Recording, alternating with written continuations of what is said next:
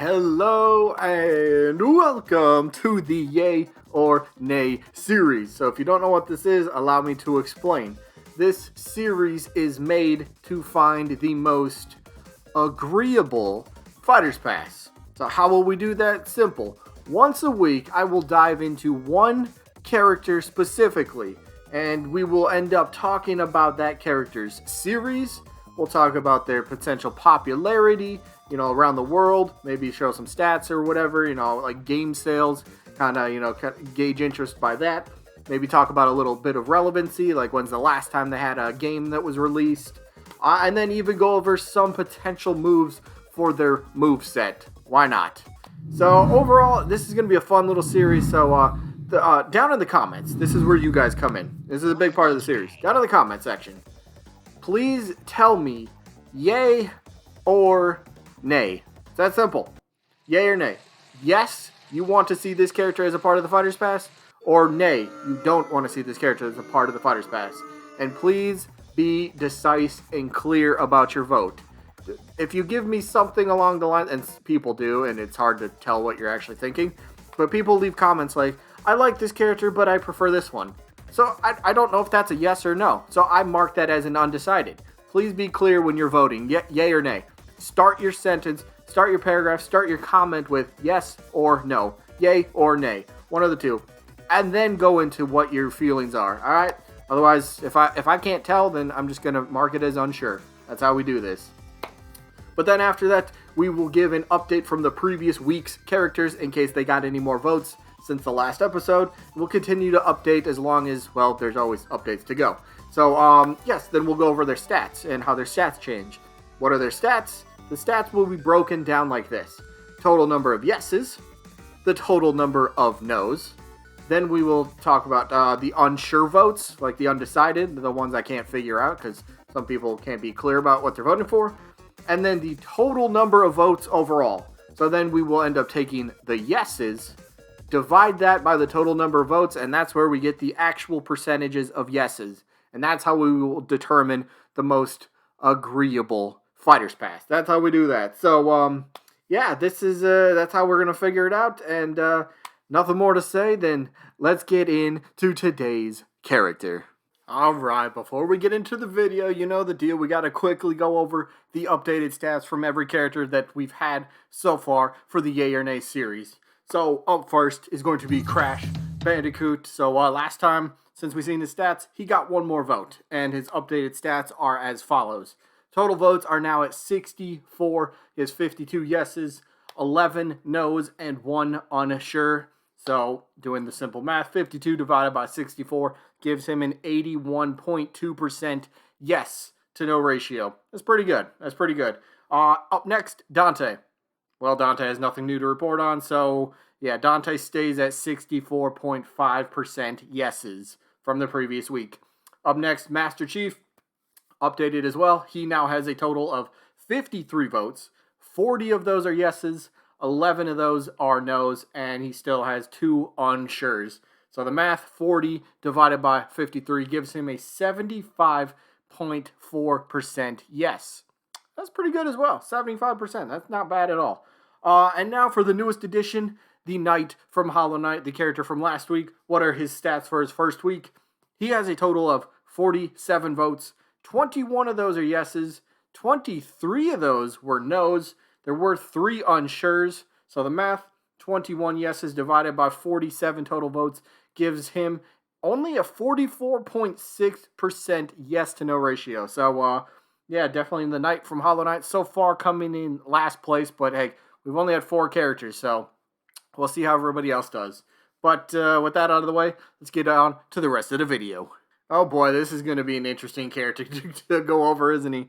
Oh, Geno from Super Mario RPG. Geno, okay, so as for his character, Geno happens to be this possessed puppet that you meet, well, during the game, and then he ends up joining your team, you help him out, and, well, Super Mario RPG happens from there. It's a great game. If you've never tried it and you've always been on the fence, personally, I will say, go give it a shot. Go give it a shot. But, so, Super Mario RPG, first released way back on March 9th of 1996. Yeah, think about that for a second. Geno is over 24 years old in video game years. 24 years old. Yeah, Geno's been around for a couple decades now. That's crazy, right? So Geno's fans, and I happen to be one of them. Geno's fans, they were pretty much like kind of drawn to like his design. As a character. He's this possessed puppet. Like, okay, that's kind of cool. That's kind of cool. And then as you play through Super Mario RPG, you also get to know his awesome array of moves in the game. Which, by the way, yes, we will get to a few of those moves in just a little bit. But for now, I want to bring you guys a few quotes that Masahiro Sakurai has said in regards to Geno. First quote from Sakurai is, "I wanted to make Geno playable in Smash Wii U, even as far back as Brawl." Now, I want to just offer my 2 cents on this. I personally believe that this direct quote is responsible for the outcry of support from Geno fans. The creator of Smash Bros., Sakurai himself, specifically mentions a character's name. This could go for any character you want. He could have mentioned Crash Bandicoot. He could have mentioned Agumon. He could have mentioned, literally, I don't care, Goku, anybody. Okay, maybe not Goku, because no, you gotta be a video game character. But he could have mentioned any of these characters. And so many people would have jumped at that opportunity. So many people would have jumped on that train and took that train all the way. And people are still on that train today. So if Sakurai, this is my point. I personally believe if Sakurai never mentioned this quote, Geno wouldn't have anywhere near the amount of support that he has today. Not saying that he's not a cool character, because I do like him. But if Sakurai never mentioned him, at least in my book here, over here for me, I probably wouldn't even consider Geno, to be honest. I really wouldn't. It probably wouldn't be a character I would think about too much. But Sakurai mentioned him, and then he put that character into a lot of people's minds and eyes, and it's just kind of like, yo, all right, Sakurai mentioned him. That means he has to happen, right? Well, he hasn't happened yet. He has not happened yet. So, let that sink in for a second. But for the second quote, again, kind of going off of the first quote here, Sakurai mentions, Geno was actually a character that he wanted to include as a fighter. He has a gun for an arm, and he just seems like he'd fit absolutely perfectly into Smash Bros. I agree with that. I think he would fit perfectly. But he was hoping he'd be able to put him in as far back as Super Smash Bros. Brawl. But unfortunately, that never ended up materializing. I guess we never really got clear answers to why that happened. But again, Geno is owned by Square Enix, so Square ultimately has the final say. So maybe they actually said no, or maybe they never truly tried to make an offer for Geno. Who knows? It's up to speculation. But as the interview continues to go along here, the interviewer then says, is that why you included him as a Mii costume this time around? Again, speaking from Smash Wii U and 3DS, Sakurai simply answers, yes. He's incredibly popular, even though he's an old character. We keep getting loads of votes and requests for us to put him in the game, even though he still isn't a playable fighter. So he made sure to include him as a Mii costume so Geno's fans would feel like they at least got something. And yeah, they got something for Smash Wii U 3DS. But nothing for Smash Ultimate yet. What's up with that? But, yeah, you heard that correctly, though. Sakurai himself has said Geno is incredibly popular. The creator of Super Smash Bros. Has said Geno is popular. I know that's an argument so many people like to throw out about Geno. Whether you like the character or not. They will say, no, Geno, he's not popular whatsoever. He has no relevancy in gaming. Now, I could be kind of on the side to agree with you about the relevancy thing, but if the creator of Smash Bros. Is saying he's popular, well then, I'm going to tend to believe that, because he's the one that sees all these requests. He's the one that sees all the support for the characters, right? He's getting it nonstop on Twitter, all these, please put my character in. Well, we'll see about that. So, yeah, whether you like the character or not, you got to agree, though. Geno has the popularity. He has moveset potential. He has the fan demand. He has what it takes, right? But I think for now, let's go discuss a few of his moves, just to kind of showcase what he can do a little bit. So first up, how about a simple, nice little double punch? This could be like a, who cares where you put it? It could be the end of his jab combo. It could be like a forward tilt. It could be a side special. It could be whatever. But basically, a simple double punch. He launches both of his fists towards the enemy. Pretty simple. Now, Geno Beam, this one would be a chargeable attack. Most likely, say a neutral special, in my opinion. But a chargeable, big damage attack. It could be a very good KO option.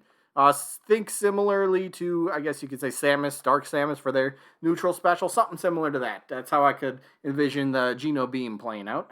Geno Boost. I like this one. Because you look at Geno and you look at him as a puppet. Now, he's definitely on the smaller side of height, and he's not really a big character. So you gotta say Geno's gonna be a lightweight to maybe a midweight sort of character. So if Geno's able to use this boost to boost his own attack and defense, making him a little bit harder to launch and get knocked back, that could be a fun little mechanic to sort of play around with.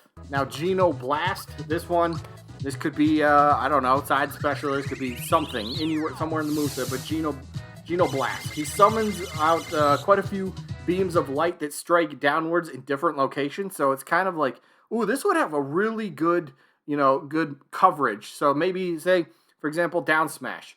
Your opponent's grabbing onto the ledge, Geno's sitting there waiting, go hit that down smash, and you're going to have like a beam of light to the left, to the right, straight down on top of Geno. It's going to have good coverage for opponents that are trying to roll. And last but not least, Geno Flash. Dude, this dude can turn himself into a freaking cannon. I don't know about you, but to me, that's awesome. That is awesome. There's so many possibilities. Just to name a couple off the top of my head, you could use the cannon as a recovery. That could be his up special if you really wanted to, right? That could be kind of fun. Or why not make it his final smash, right? Geno transforms into this cannon and just unloads on the opponent. Come on. That's just two options. That'd be absolutely freaking insane. I would love to see that. So with only 4 slots remaining for Smash DLC, could Geno get in? How would I know? I don't work for Nintendo. I can't answer that question. But maybe Geno will finally get in after all these years. We don't know. We gotta wait till, the Fighter Pass 2 is complete. But let me throw this out here real quick, just to get some people's opinions. This might be me reading it too much into it, but with the way Nintendo presented Fighters Pass 2, right? They showed DLC characters 6, 7, 8, 9, and 10. Then there was a pause, and then number 11. Is Nintendo hinting at someone, but like an insanely popular, high-demand fan request? Kind of how Banjo was for Fighters Pass 1? Is that how they're going to try to end off the Fighters Pass? We do have one more character than last time, but the emphasis on this last character is it will be a highly demanded character, which, well, Geno fits into that perfectly. So, for me, Geno's getting a big yay. Yeah, I love the character. I love his design. I love his moves. I love his attitude. I love his game. I love everything about the guy. I would love to see him in. He's a top 10 most wanted character for me, so absolutely a big yay for me. So let me know what you guys think. Yay, nay, or I guess you could say unsure. That's possible, but those are your 3 options. So that is all I got for this week. Let me know what you guys think, and I guess I'll see ya when I'm looking at you.